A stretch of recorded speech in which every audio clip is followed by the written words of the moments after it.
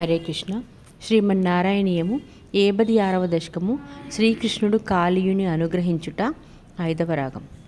రుచిర కంపిత కుండల మండల సుచిరమీశన నర్దిత పన్నగే అమరతాడిత దుందుభి సుందరం వియతి గాయతి దైవత యౌవతే.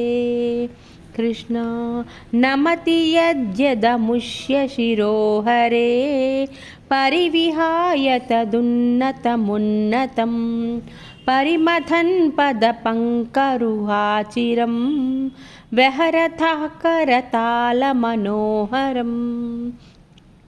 కృష్ణ త్వదవభగ్న విభుగ్న ఫణాగణే గళిత శోణిత శోణిత పాథసి ఫణిపతావసీదతి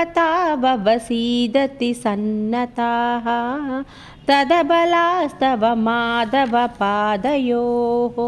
కృష్ణ అయి పురైవ చిరాయ పరిశ్రుతా త్వదనుభావ విలీన హృదోహితాః మునిభిరప్యనవాప్య పథైసవైః నునువురీశ భవంతమయంత్రితం.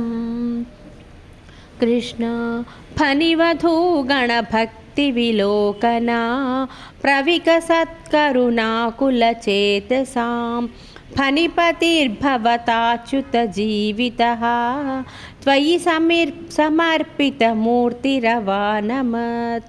కృష్ణ రమణకం వ్రజవారిధి మధ్యగం ఫణిరిపుర్న కరోతి విరోధితాం ఇతి భవద్వచనాన్యతి మానయన్ ఫణిపతిర్నరగాదురగై సమం.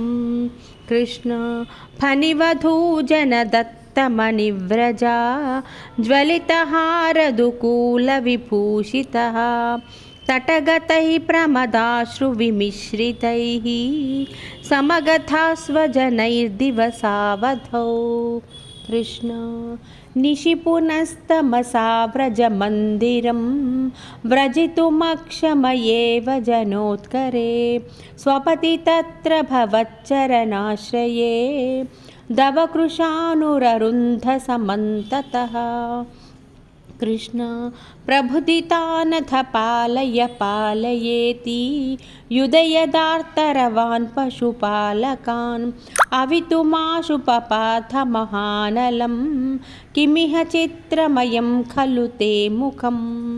కృష్ణ శిఖినివర్ణత ఏవ హి పీతతా పరిలసత్యధునా క్రియయాప్యసౌ ఇతి నుతః పశుపైర్ముదితైర్విభో హర హరే దురితైః సహ మే గదాన్. కృష్ణ శ్రీకృష్ణుడు కాళీయుని అనుగ్రహించుటాను. 76వ దశకము సమాప్తము. శ్రీ హరయే నమః. హరే కృష్ణ.